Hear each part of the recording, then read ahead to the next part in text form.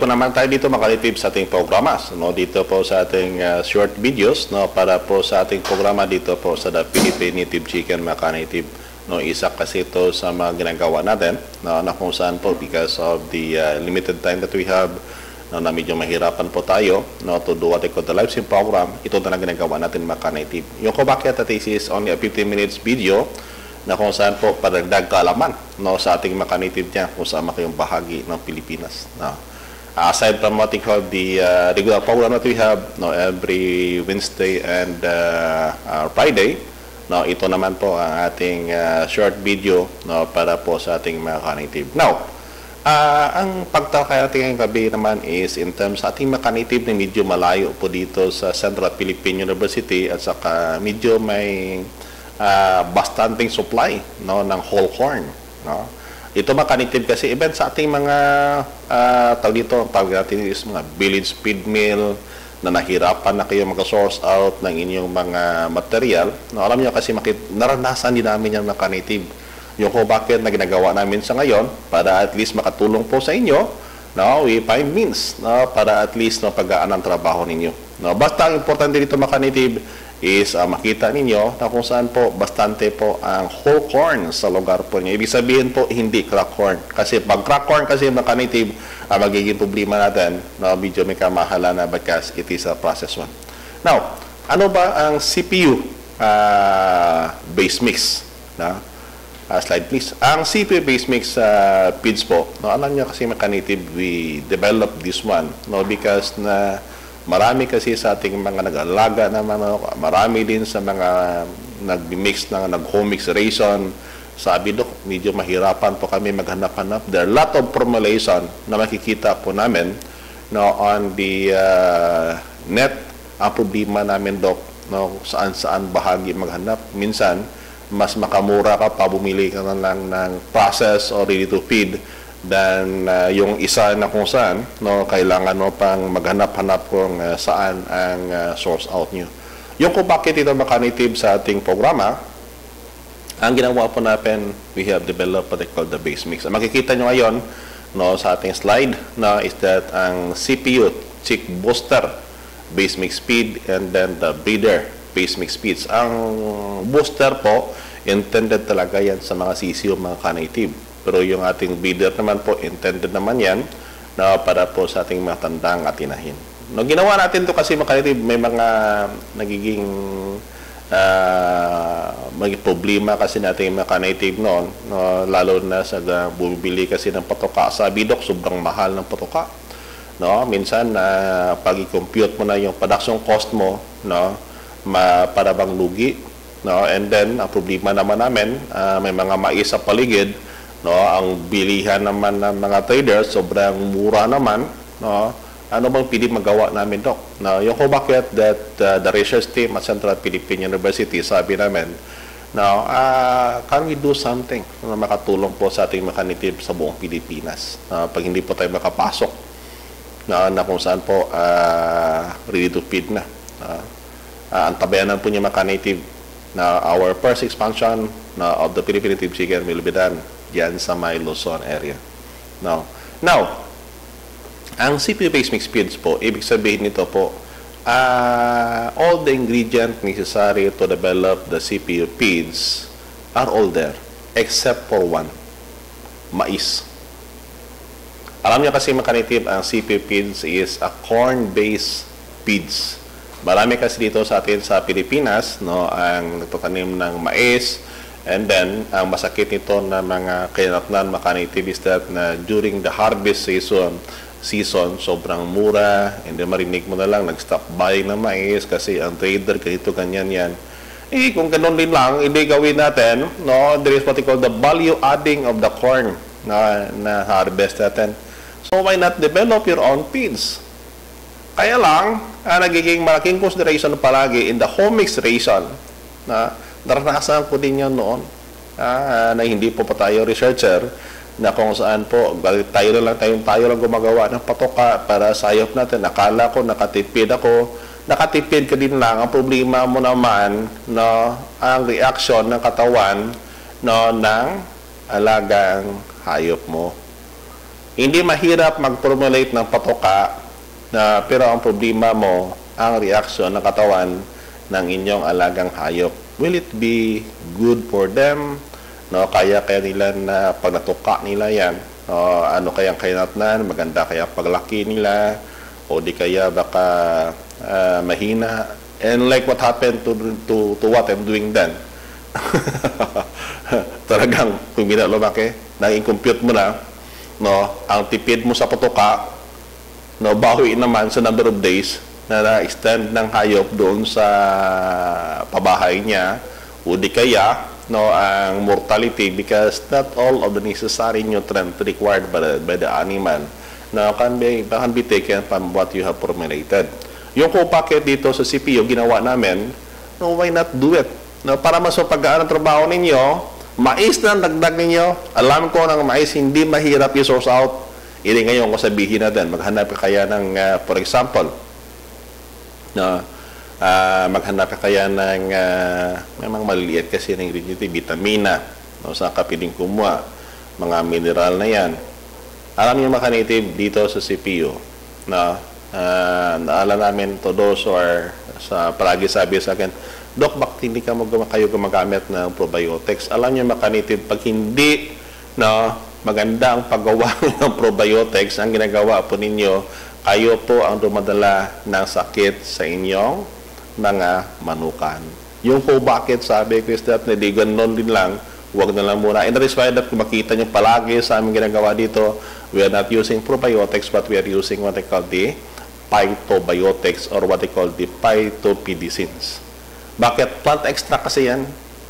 So, hindi ka mahirapan na mag-process niyan and then contamination na hindi ganun kataas compare than using what they call the probiotics. Alam niyo kasi ang mikrobyo kasi native.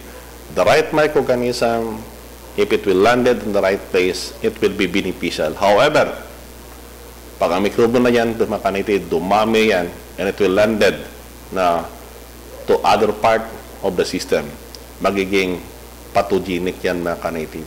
Yung kung bakit na sabi namin, kung ganun din lang, hindi may not use na lang ng ibang alternatibo na kung saan po no, hindi masyado ganun kakomplikado ang proseso mga native. And that is why that we're offering what they call the CPU base mix feeds.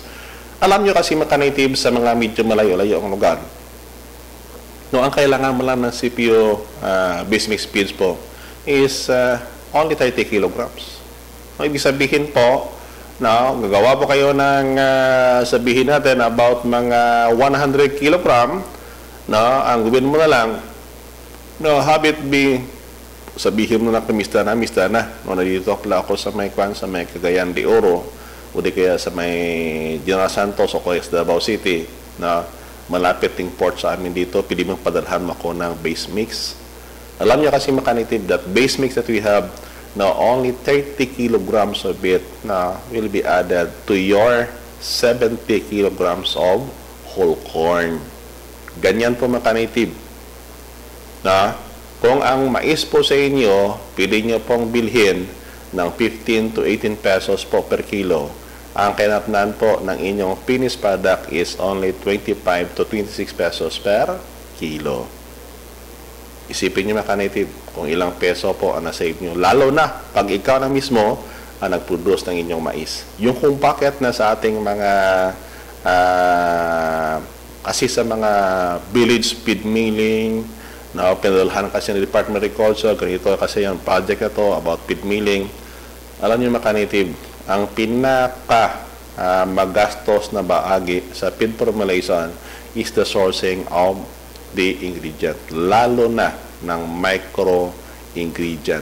Ang kailangan mo lang, for example, na in 100 kilogram is only 100 grams, kung saan-saan ko umabot, ibig sabihin, no, ang kailangan niya, yung pamasahe mo, pangkrudo mo, ipagawin to sum up, no, in the production cost that you have, baka sobrang mahal pa, no, ang kailangan na inyong patoka. And that is why that we offering what we call the base mix feeds, no, diyan sa may lugar, no, sa may Cagayan de Oro, no, diyan kay Sir Leonard Villa, no, diyan mismo sa Cagayan de Oro. Every month, no, may pinadala po kami na base mix feeds po diyan kay Sir Leonard Villa at saka kay Sir Juhan de Candara no, diyan sa may Usamis, no, na kung saan po, no, they're buying it in bulk, no, ng base mix feeds, no. Ang sabi palagi, no, malaki po ang naitipid nila, no, sa kanilang, no, gasto sa patuka, mga ka-native. No, given, no, ng ating experience sa mga ka-native, and that is why that kung gusto po ninyo, no, makasabihin nyo, Dok, mayroon pa para sa baboy, ay mayroon po. No? We can formulate it para po sa inyo, no? Para sa baboy po ninyo. No? And then, baka gusto nyo pati baka, kambing, kalabaw, no? We can have it formulated para po sa inyo, para makatipid po kayo maka-native. No? Yan kasi ang isa sa mga objective, no, ng Central Philippine University, why we establish, no, ang Research Center for Philippine Native Chicken.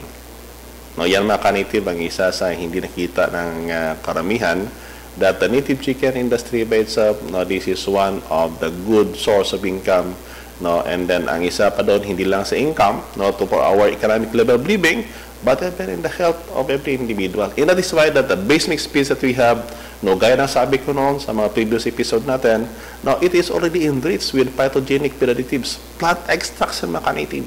No, maraming plant extracts dyan.